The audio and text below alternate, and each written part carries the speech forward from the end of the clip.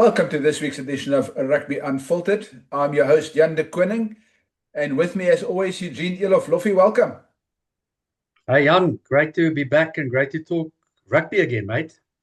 Yeah, it's going to be an interesting podcast and an exclusive because we got some great video from John Dobson about the infamous croc roll that could or potentially could have ended Deon Fourie's career.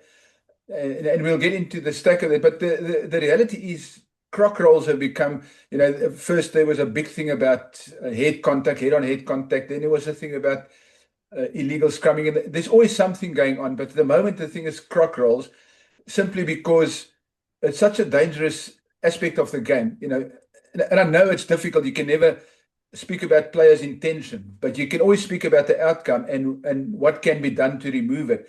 So I think before we get to John Dobson and his views, I think I just want to share with the readers, the viewers, a clip of what a croc roll actually is, just not to be confused, because I know some people get confused with a neck roll or a neck grab and a neck pull, but what is actually a croc roll and what constitutes? So here's a nice video explanation of what a croc roll is, and then we'll discuss the ins and outs of this.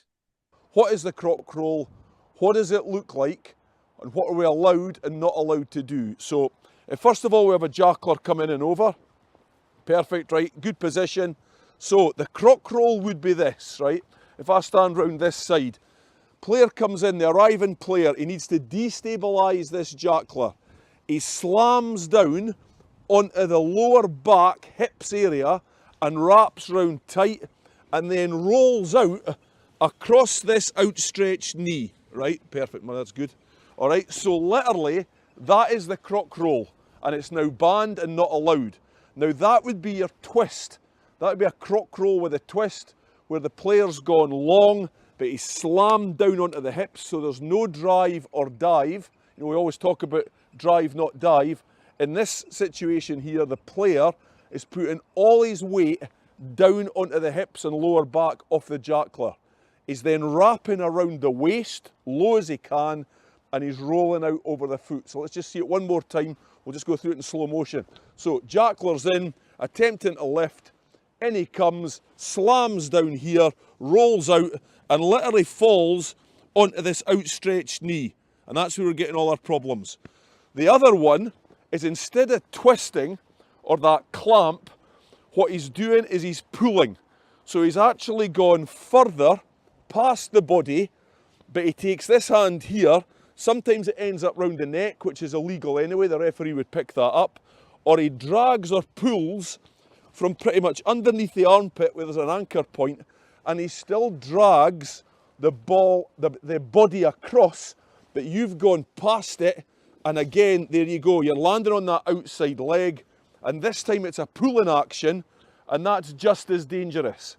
So those two techniques have now gone from the game. Eugene, I think that video is self-explanatory. That people now understand what it means by a croc roll. And because they're doing it so slow, you can actually see how dangerous it is. Now, in a dynamic game like rugby, it takes a split second and you destroy somebody's career. Ronaldo Botma had his career ended with a croc roll in the 2015 World Cup. So he was captain of Namibia in the 2015 World Cup. And a croc roll like this ended his career. So if people don't understand how serious and dangerous this is, it's ended careers before, and it almost certainly could have ended Deon Fourie's career as well.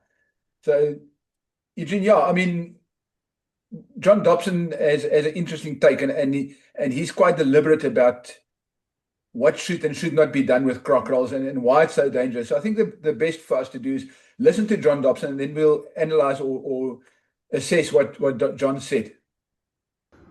Thanks, Jan. I think it's fair to say, as the Stormers, we were hell of a disappointed with what happened to Deon on Saturday or Friday night. I don't think any player goes out to try and injure a player like that, but it is something that needs to be removed from our game. I'll go into the logic of it now, but it's very dangerous. In the same way we've been, as a game, been quite rigorous about dealing with head contact. I think this is a big part of the game, for the shape of the game, as much as player safety. I think what I mean by the shape of the game is that if we're going to allow this, obviously they cause hell of a bad injuries. It's your ACL or your medial ligaments or broken leg or tibia, as we've had. Or especially on a 4G where your studs can't move when you get twisted like that. It means that the jacklers who are trained, the only way you can steal a ball is to go in low, lock your legs. You can't, by law, support yourself in your hands. So all your weight's on your legs. You have to be on your feet. You can't be using your knee on the ground or anything. That's the law. So you've got to have all your weight and you've got to withstand the cleans, keeping your feet locked into the ground and on your feet. So the pressure on your leg when those cleaners hits is enormous. So the only consequence of not dealing with this or fixing it or getting rid of it out of the game is that people aren't going to jackal or go for the turnover, which means that every breakdown is secure, which means that the feel of the game will become crash bash, much more rugby league, because you won't lose the ball in a breakdown unless you drop it, because nobody will risk stealing it. And then without the jeopardy of the breakdown turnover, the game will become a lot more boring, and I would suggest even more dangerous because of the increased number of collisions. And certainly worse as a spectacle, given the end of turnovers or breakdown turnovers, if you like. So that component of the shape of the game, and then just how dangerous it is to the player. The law requires that guy to be on his feet low, attacking the ball, not supporting his body, supporting his own body weight. And then we attack the lower leg, and that's just incredibly dangerous. I think Andrew Piardi is an excellent referee. I think the framework they refereed the Six Nations was that wasn't an automatic red. So he probably got that spot on, but I think it's something the game should look at, that this doesn't exist in rugby. And I think there are lots of games where they're almost, a lot of them, whether it's against, we saw more on Friday night, and maybe there's some that we do and other teams do. There are lots of almosts.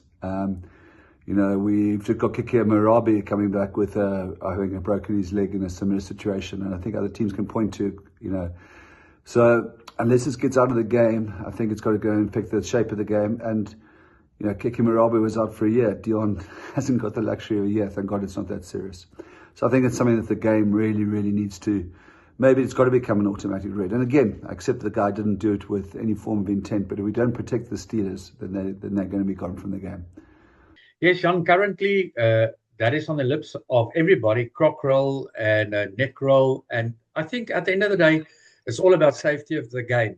And I feel for Dion and I feel for guys like Ronaldo, but other guys, there are more players that also had career-ending injuries coming from a different tackle or what contact situation. But let's talk about this.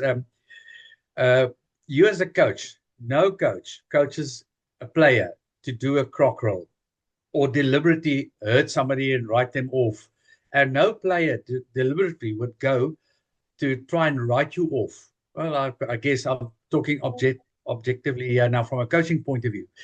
So it's at the breakdown. It's also the most difficult for referees to referee. But I mean, when you approach that ruck, your job is to secure the ball, to get the threat away from the ball. It doesn't matter how. So you do a legal clean out, you go low, you wrap, and you turn the body away so the threat is away. And unfortunately, you don't know when the legs are static or maybe can't move. And that's where the injuries come from, taking the body away to the other side. So it's not deliberately done.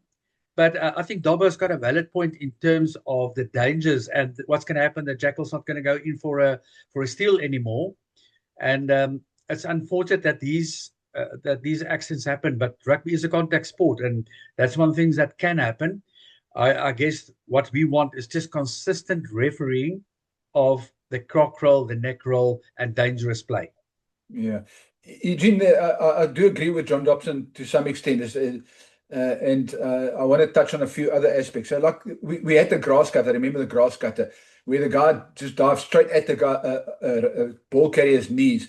They ruled that out because they said you have to grasp. You actually have to wrap your arms around the opposing player or the ball carrier to avoid. And it still happens. You still see guys shoulder first into the guy's knee because he wants to prevent the strong ball carrier from making ground. Then there's also the issue around the scrums. When one team dominates and other teams don't dominate, they want to take. So they take the spirit of the game away. If you eliminate the scrums, you eliminate the mauls, because there was a move to eliminate the mauls. And then they wanted to bring back the protection for the high kicks because they wanted to reintroduce that shield. Now you've got a free contest, two guys jumping for the ball in the air. I think that makes it more exciting. When there's a contest, always when there's a contest, that's what makes this game exciting. If we want to take the contest out of it, we take the contest out of the maul, we take the contest out of the scrum, we take the contest out of the breakdown. And that's where I agree with John Dobson. Then we are turning rugby union into rugby league. Then it's a sport that I don't want to support because I play rugby because it's a game for all shapes and sizes, not a game for 13 180-pound, 100 kilogram behemoths that run at each other and take it through phases, and you don't have a chance of stealing the ball. And it's just, to me, rugby league's a boring game. And I know there's a lot of people that disagree, and it's their opinion.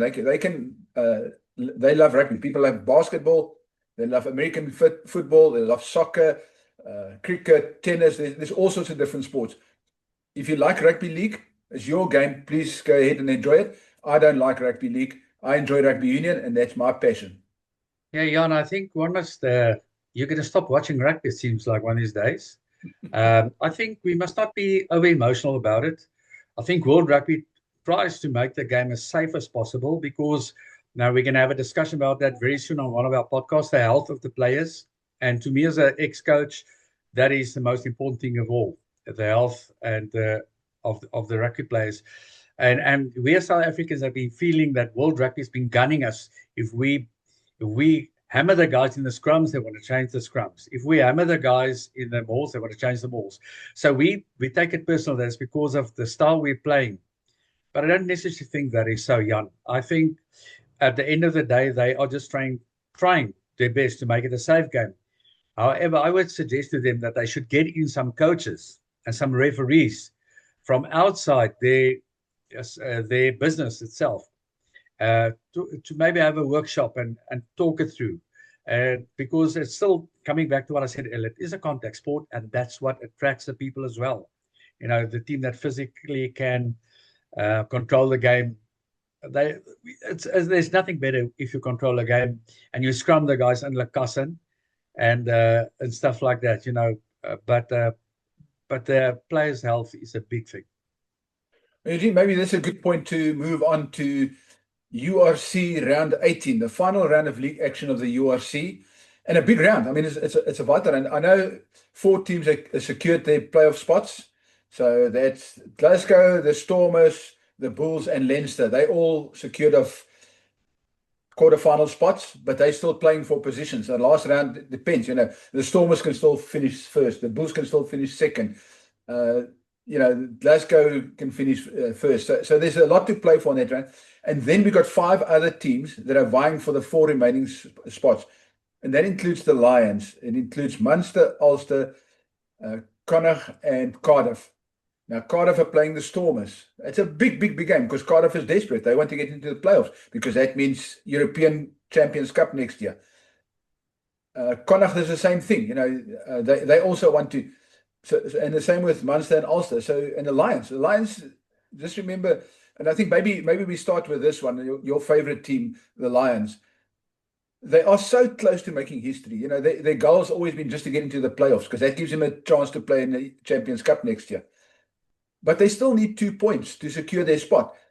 It could be another season, and that's not because I'm negative, and I don't want to attack Cash or any of the guys or the players. And I know Franco, they tried to play it down when I sat in a press conference yesterday.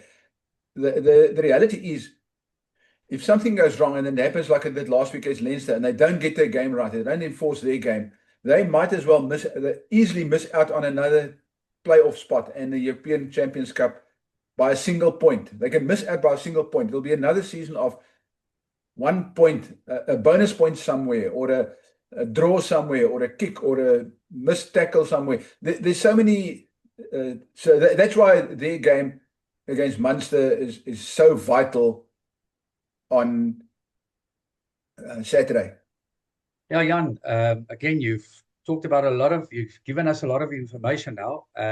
I just, first of all, think it's fantastic for South Africa to have 3 teams that are in the running, and it can be 4.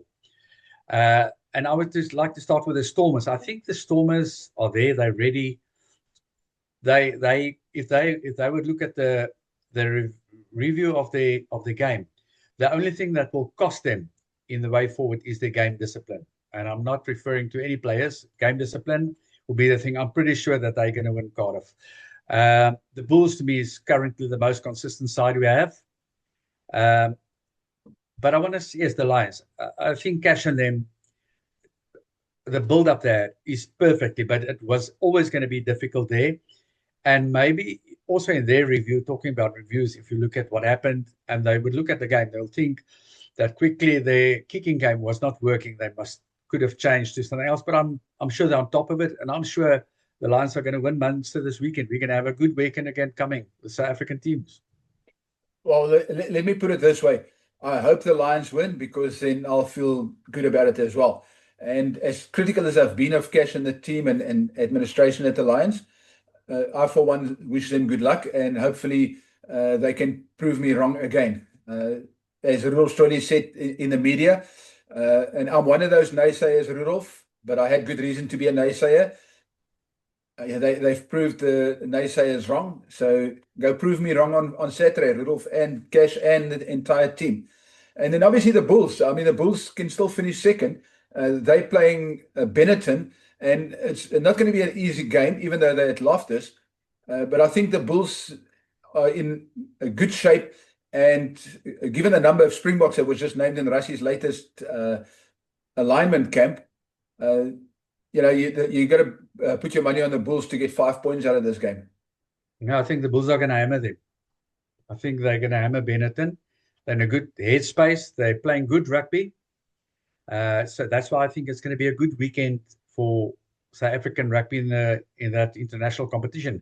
But we cannot end this podcast without talking about the Junior Springboks, which is my I agree with you. I agree with you 100%. And you're the expert.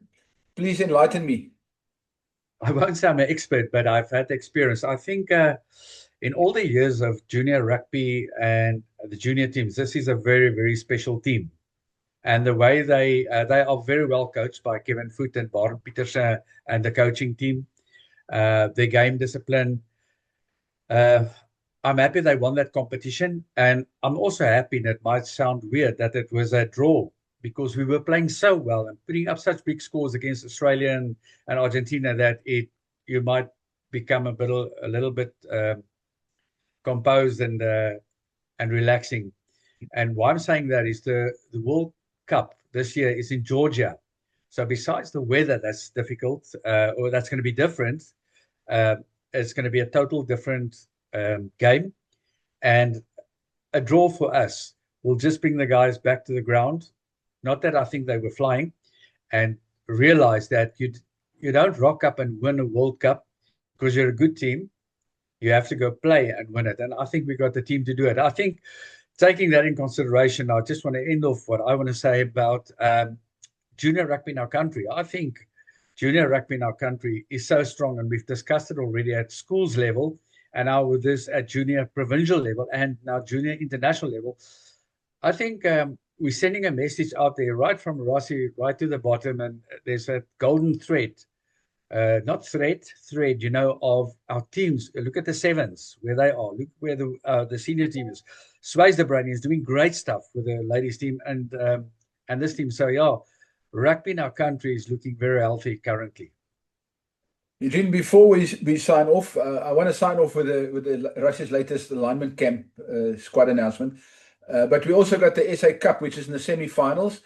Cheetahs qualified with a missed kick. Of all things, shame. It's you got to feel for that kicker when misses a conversion like that. But I'm sure he's gained a lot of fans in Bloemfontein because that missed kick saved the Cheetahs, and the Cheetahs are in the Currie Cup this year. And for their sins, the Cheetahs now travel to Nelspruit to face the Pumas on Saturday in a one semi-final. And Griquas are hosting Boland, your other favorite team, in the other semi-final on Saturday. Yes, Jan, maybe that's a very good discussion to end off with, with the argument that the Currie Cup doesn't have a lot of following anymore, and it's become complacent, etc., because of all the competitions currently running. And it could be so, but it's any coach's dream to win a Currie Cup. Doesn't matter where. I think it's maybe they should look at the system. I feel for SVD. Heineke has done a fantastic job in one season with SVD, and I feel for them. But also I'm happy for France and everyone them that they get this opportunity to use it. But I think SARU probably needs to look at the competition. Maybe let everyone play a first round to play off to see who can play a Currie Cup. Not necessarily that the 4 big unions go through automatically. Let them also play to qualify.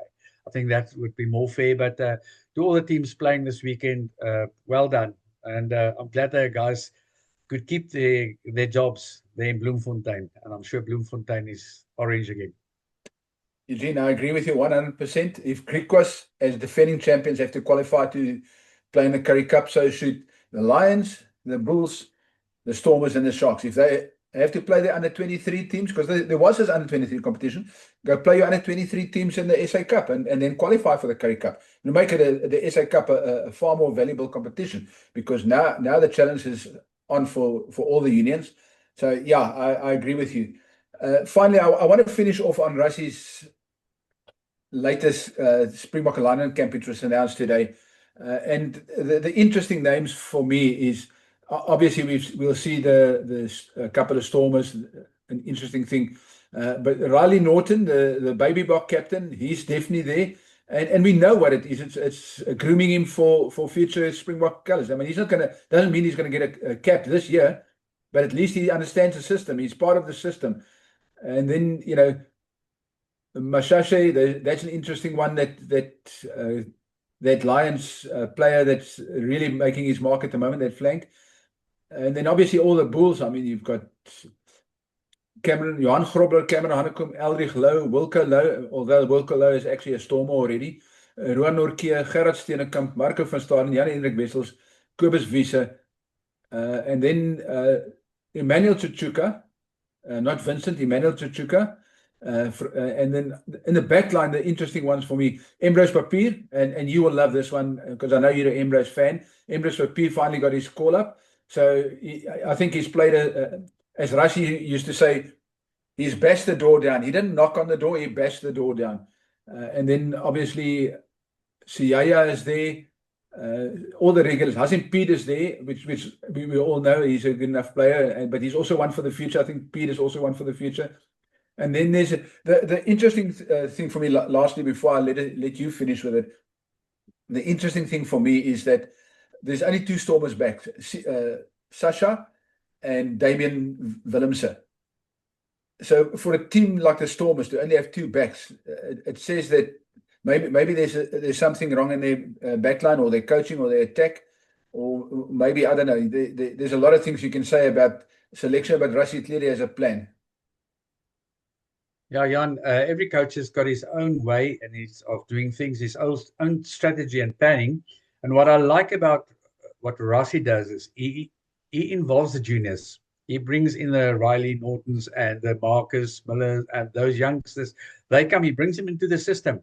And that's how a pipeline works. You know, also for them, it's reward for their hard work, and they can see what it's about. So yeah, and it gives him also the opportunity to see how they stand up to that pace of the rugby, because that's the big difference.